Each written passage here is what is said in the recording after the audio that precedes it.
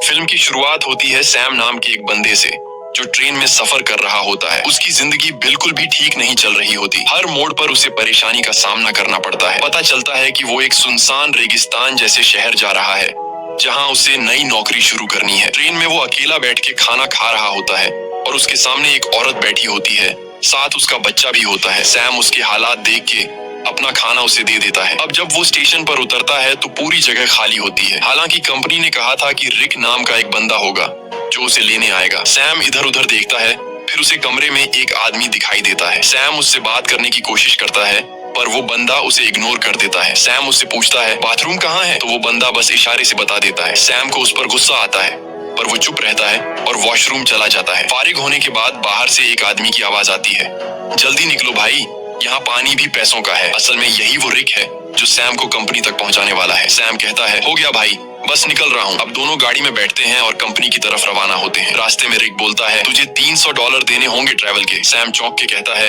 यार कंपनी ने तो कहा था $200। रिक गुस्से में कहता है अगर 300 दे सकता है तो ठीक, नहीं तो उतर जा। सैम सोचता है कि कोई दूसरा रास्ता तो है नहीं, तो वो मान जाता है। थोड़ी देर बाद गर्मी बहुत ज्यादा हो जाती है। सैम एसी ऑन करने की कोशिश करता है। रिक तुरंत गुस्से में कहता है हाथ मत लगाना एसी को वरना इंजन बैठ जाएगा। अचानक गाड़ी का टायर पंक्चर हो जाता है। रिक खुद कुछ नहीं करता और सैम से कहता है चल टायर तू बदल। सैम मजबूरी में टायर बदलने लगता है। इसी दौरान वो देखता है कि एक कुत्ता दूसरे कुत्ते को मार रहा होता है। ये देखकर सैम बहुत ज्यादा डर जाता है। रिक आता है और कहता है ओ भाई कांप क्यों रहा है, ये होता रहता है। फिर वो जख्मी कुत्ते को खुद मार देता है ताकि उसे और तकलीफ ना हो। सैम बड़ी मुश्किल से टायर बदलता है, फिर दोनों वापस गाड़ी में बैठते हैं। रात को फ्यूल भरने के लिए गाड़ी रोकते हैं और वहीं रात गुजारने का प्लान बनाते हैं। दोनों लकड़ियां जमा करते हैं, आग जलाते हैं। रिक पूछता है तू इतनी दूर कंपनी क्यों जा रहा है। सैम कहता है यार जिंदगी बहुत मुश्किल चल रही है, मैं चाहता हूँ किसी का मोहताज न बनूं और मुझे यकीन है कि उस कंपनी में मुझे कोई अच्छी जॉब मिल जाएगी। रिक कहता है तू एक अच्छा इंसान है लेकिन जिस जगह तू जा रहा है ना वहाँ सब खून चूस लेते हैं, सीधा बंदा वहाँ बचता नहीं। सैम कहता है चलो देखते हैं क्या होता है। अगले दिन फिर सफर शुरू होता है। अब सैम ड्राइव कर रहा होता है। रिक सो जाता है।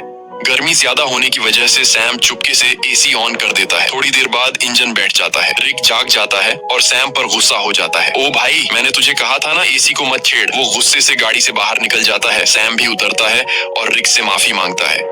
रिक को और गुस्सा चढ़ जाता है, बोलता है चुप कर, तेरी आवाज ना सुनूं। इसके बाद सैम पेशाब करने जाता है। थोड़ा दूर जाकर वो एक चमकता हुआ पत्थर देखता है। करीब जाकर जब वो गौर से देखता है तो पता चलता है कि ये तो खालिस सोना है। वो फौरन रिक को बुलाता है, वो इधर आ, चेक कर, कहीं मैं सपना तो नहीं देख रहा। रिक जैसे ही देखता है शॉक हो जाता है। वो लाइटर निकालता है, आग जलाकर चट्टान पर रखता है, बोलता है अगर काला हुआ तो नॉर्मल पत्थर वरना खालिस सोना। चट्टान जैसी की तैसी रहती है, मतलब सोना कंफर्म। अब दोनों सामान निकालते हैं, गड्ढा खोदने लगते हैं ताकि सोना निकाल सके। पूरी ताकत लगाते हैं लेकिन चट्टान हिलती भी नहीं। रिक रस्सी की मदद से सोने को गाड़ी से बांधने की कोशिश करता है ताकि खींच सके, लेकिन रस्सी टूट जाती है क्योंकि सोना भारी होता है। इसके बाद दोनों लगे रहते हैं, सारा दिन खुदाई करते हैं। अब सूरज डूबने लगता है। रिक कहता है जल्दी से लकड़ियां जमा कर क्योंकि जंगली कुत्ते आसपास घूम रहे हैं, रात को हमें काट लेंगे। अगर हम आग जला लें तो वो डर के भाग जाएंगे। दोनों लकड़ियां जमा करते हैं, आग जलाते हैं, खुशी में गाने बजाने और नाचने लगते हैं। रिक सैम को गले लगाकर कहता है तुझे मैं फुल एसी वाली कार दिलाऊंगा। रात को वो लोग बैठकर प्लान बनाते हैं। रिक कहता है ये सोने की चट्टान बहुत बड़ी है, अगर हम महीनों भी खुदाई करते रहें तब भी इसे नहीं निकाल पाएंगे, इसलिए अब एक आदमी यहाँ चट्टान के पास रहेगा और दूसरा जाकर खुदाई की मशीन लेकर आएगा। सैम कहता है भाई तू जाकर ले आ, मैं चट्टान का ध्यान रखूंगा। रिक कहता है नहीं भाई तू जा, मैं चट्टान के पास बैठूंगा, ये रेगिस्तान है, हर तरफ जंगली जानवर हैं, तू ये बर्दाश्त नहीं कर पाएगा। सैम कहता है कोई बात नहीं, तू मेरी टेंशन मत ले, मैं सरवाइव कर लूंगा, तू वैसे भी चोर है, हो सकता है तू सोना लेकर भाग जाए, तुझ पे कैसे भरोसा करूं। रिक कहता है ठीक है भाई, मैं जाता हूँ, तू सोने का ध्यान रखना। अगले दिन वो लोग राशन बांटते हैं। रिक सैम को एक सैटेलाइट फोन देता है ताकि दोनों आपस में कांटेक्ट में रहे। रिक कहता है मेरे एक दोस्त के पास खुदाई की मशीन है, वही लाऊंगा, बस दुआ कर गाड़ी रास्ते में खराब ना हो, मुझे वापस आने में 5 दिन लग सकते हैं। और फिर वह चला जाता है। सैम सोने पर मिट्टी डाल देता है ताकि अगर कोई इधर से गुजरे तो सोने को देख न सके। वो एक छोटा सा टेंट भी लगा लेता है चट्टान के पास और अपना सारा सामान उसके अंदर रख देता है। सूरज डूबने से पहले वो लकड़ियां इकट्ठा करता है ताकि रात को आग जला सके। रात को वो आग जलाकर बैठ जाता है, खाने में से थोड़ा सा खाता है और बाकी रख देता है। अचानक उसे जंगली कुत्तों की आवाजें सुनाई देती हैं और उसे एहसास होता है कि अकेले होने की वजह से वो आसान शिकार है। वो डर जाता है और चाकू हाथ में लेकर सो जाता है। अगली सुबह सूरज की तेज धूप से उसकी आंख खुलती है। बहुत गर्मी और थकावट होती है, नींद पूरी नहीं हुई होती और सूरज की तपिश उसकी स्किन जला रही होती है। तभी सैटेलाइट फोन की बेल सुनाई देती है। सैम दौड़कर फोन तक जाता है, लेकिन कॉल कट चुकी होती है। वो टेंट में बैठा सोने को देख रहा होता है और सोचता है कि सोना बेचकर सबसे पहले एक बड़ा घर खरीदूंगा। फिर सैम पास के इलाके में घूमता है। थोड़ी दूरी पर उसे एक क्रैश प्लेन दिखाई देता है। वो फौरन उस क्रैश प्लेन के पास जाता है और वहीं रहने का फैसला करता है, लेकिन वहां से सोने की चट्टान उसकी नजरों से दूर होती है। इसलिए वो प्लेन के कुछ टुकड़े उठाकर चट्टान के पास एक टेंट बना लेता है। सैम कुछ देर के लिए आराम करने लगता है ताकि पानी की बचत हो और थकान कम हो। अचानक बाहर से कुछ ऐसी आवाजें सुनाई देती हैं जैसे कोई सोने की चट्टान चोरी कर रहा हो। वो बाहर निकलता है, लेकिन कुछ नहीं होता। चट्टान वैसे की वैसे होती है। वो चट्टान के पास बैठ जाता है। तभी उसे एक आइडिया आता है कि क्यों ना चट्टान से एक सोने का टुकड़ा काट लिया जाए। सैम पत्थर उठाकर सोने को तोड़ने लगता है और वो सोने का एक बड़ा सा टुकड़ा तोड़ने में कामयाब हो जाता है और उस पर से मिट्टी साफ कर अपने पास रख लेता है। इसी दौरान रिक की कॉल आती है। सैम बोलता है, ओ भाई तू है कहाँ? सूरज ने मेरा हाल बुरा कर दिया है। रिक कहता है, यार इंजन खराब हो गया है, थोड़ा लेट हो जाऊंगा। सैम कहता है, जल्दी कर, प्यास से मर जाऊंगा। रिक कहता है, मुझे आने में थोड़े दिन और लगेंगे, और फोन काट देता है। रात को सैम आग के सामने बैठा होता है तो कुत्ते चारों तरफ से आवाजें निकालने लगते हैं। सैम को डर लगता है कि कहीं सब कुत्ते एक साथ हमला न कर दें। वो हाथ में जलती हुई लकड़ी पकड़ लेता है ताकि कुत्ते भाग जाएं। वो रात भर कुत्तों के डर से जागा रहता है। सुबह होती है, वो सोना चाहता है, लेकिन सूरज ने उसकी खाल जला दी होती है। दर्द से वो सो नहीं पाता। वो पानी पीने जाता है, लेकिन पानी भी बहुत कम बचा होता है। इतने में वो देखता है कि एक सांप उसकी तरफ आ रहा है। वो उसे मारने की कोशिश करता है ताकि खा सके, क्योंकि खाना भी लगभग खत्म हो चुका होता है। लेकिन सांप को मारते वक्त पानी की बोतल गिर जाती है और बस थोड़ा सा पानी बचता है। फिर वो दोबारा प्लेन वाले एरिया में जाता है, उम्मीद करता है कि शायद कुछ खाने पीने को मिल जाए। तभी वो देखता है कि दूर से एक इंसान आ रहा है। वो फौरन अंदर जाकर प्लेन में छुप जाता है, लेकिन वो इंसान प्लेन के पास आ जाता है और सैम को बाहर आने को कहता है। करीब आकर पता चलता है कि वो तो एक लड़की है जो उससे बात करना चाहती है, लेकिन सैम उससे बात करने को तैयार नहीं होता।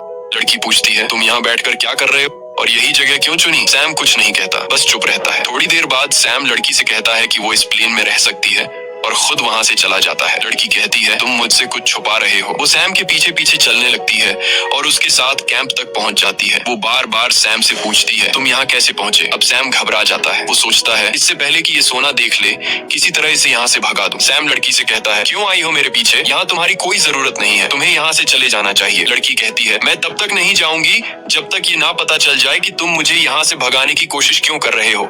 जरूर तुम मुझसे कोई राज छुपा रहे हो। उसी वक्त उसकी नजर सोने पर पड़ती है। वो कहती है, अच्छा तो ये बात है, पूरे सोने के मालिक बन बैठे हो, ये सारा खजाना अकेले ले जाओगे? अब मेरी बात सुन, मैं तब तक यहाँ से नहीं जाऊंगी जब तक इसमें से मुझे आधा हिस्सा नहीं मिलेगा।